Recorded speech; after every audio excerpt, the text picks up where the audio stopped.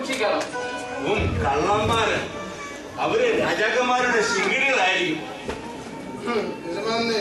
പണ്ടൊരു രാത്രി ഞാൻ എന്റെ ഭാര്യ വീട്ടിൽ നിന്ന് കടന്നു വരുമ്പോൾ ശമരിയുടെ വീതികൾക്കും പാലപ്പണികൾക്കുമായി ഇട്ടിരുന്ന സാധന സാമഗ്രികൾ ഒരു പ്രമുഖന്റെ നേതൃത്വത്തിൽ 10 വള്ളങ്ങളായി കടത്തിക്കൊണ്ടു പോകുന്നത് ഞാൻ കണ്ടു. ആ മാന്യനായ വ്യക്തി ആരെന്നറിയണ്ടേ? ആ പകൽമാന്യൻ മറ്റാരുമല്ല, നമ്മുടെ മഹാമന്ത്രി. അദ്ദേഹമാണ് ഈ പ്രവർത്തനങ്ങൾ ചെയ്യിച്ചത്. ഞാൻ എന്റെ ഈ 2 കണ്ണുകൾ കൊണ്ട് കണ്ടതാ. നമ്മളെ ഭരിക്കാനെന്ന് പറഞ്ഞ അധികാരം കൈയാളുന്ന ഖജനാപതി മന്ത്രിയും ദൂതനും സേവകനും എല്ലാം കള്ളന്മാരാ. രാജാവ് ഇതൊക്കെ അറിയുന്നുണ്ടോ ആവോ?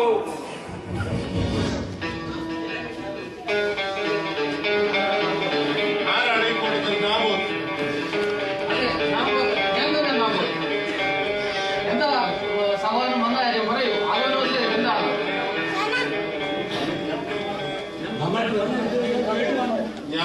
ഞാൻ മുഴുവൻ നിങ്ങൾ പറഞ്ഞ മുഴുവൻ ഞാൻ കേട്ടു. അപ്പോൾ ഒഴിഞ്ഞു മറ്റുള്ള സംഭാഷണം കേൾക്കോ പരിപാടിയല്ലേ? അതിന് ശിക്ഷയോ? രാജാവിനെ സേവനെ കുറിച്ച് ആക്ഷേപിച്ചാണ് ശിക്ഷ അറിയാം.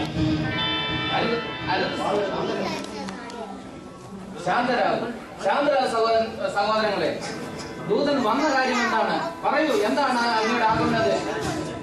ഞാൻ സമരരാജ്യത്തൊന്ന് വരുന്നു. ആഹാബ് രാജാവിന് അദ്ദേഹത്തിന് കൊട്ടാരത്തിനടുത്തുള്ള ഈ മുദ്രത്തോമ്പ് വിലയ്ക്ക് വേണം. അവിടെ അദ്ദേഹം പട്ടുതീ കുറിച്ച് ഞാൻ ആഗ്രഹിക്കുന്നു. എന്ത് വില വേണമെങ്കിലും അദ്ദേഹം നൽകും.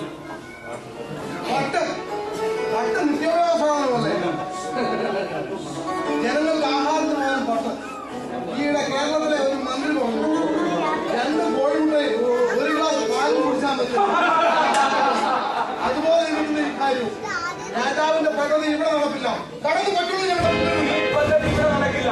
ഞങ്ങളുടെ വിയർപ്പണി കാണുന്നതൊക്കെ ഞങ്ങളുടെ അധ്വാനത്തിന്റെ ഫലം. അതെത്ര വിലയേറിയതാണ് നിങ്ങൾക്കറിയാമോ? അത് വിൽക്കുവാൻ ഞങ്ങൾക്ക് തയ്യാറല്ല. ശരിയാണ് സഹോദരൻ അവർ പറഞ്ഞത്. ഇതെന്റെ പൊതു സ്വത്താണ്. എന്റെ സ്വപ്നങ്ങളും എന്റെ കുടുംബ പാരമ്പര്യങ്ങളും വിളയുന്ന ഭൂമിയാണിത്. ഞാനിത് ആർക്കും കൊടുക്കില്ല. ഞാൻ ഉപയോഗിക്കില്ല. പോയി പറയാമെന്നല്ല രാജാവിനോട്. ഇതെന്താ പരിണിതമാണ് നിങ്ങൾ അനുഭവിക്കും. രാജാവ് ആഗ്രഹിച്ചത് രാജാവിന് നൽകുന്നതാണ് നിങ്ങൾക്ക് നല്ലത്.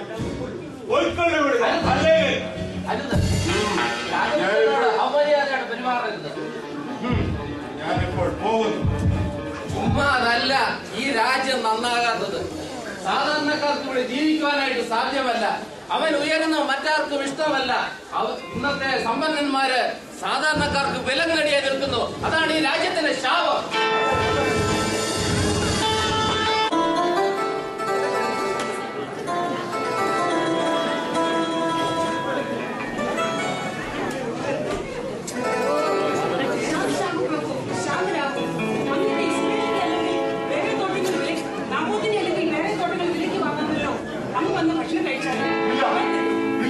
നമുക്കൊന്നും തന്നെ വേണ്ട.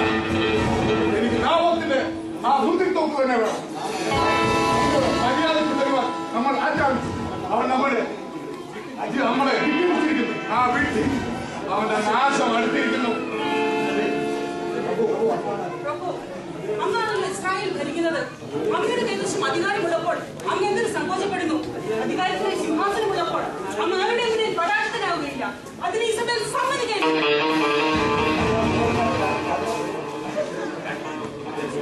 എങ്ങനെ നമ്മൾ ആ മുന്തിരിത്തോട്ടം സ്വന്തമാക്കും? അതെ ഇസബേൽ, എങ്ങനെ നമുക്ക് ആ മുന്തിരിത്തോട്ടം സ്വന്തമാക്കാൻ പറ്റും? അധികാരം ഉപയോഗിച്ച് നാം അവനെ അടിച്ചമർത്തിയാലോ? അധികാരം ഉപയോഗിച്ച് അങ്ങ് അവരെ അടിച്ചമർത്താൻ ജനരോഷം വരുമ്പോൾ ബുദ്ധിപരമായി പ്രതികരിക്കുകയാണ് അങ്ങ് ഈ അവസരത്തിൽ ചെയ്യേണ്ടത്. അതിന് നാം എന്ത് ചെയ്യണം? എന്താണ് അതിനൊരു ഫോർമാലിറ്റി?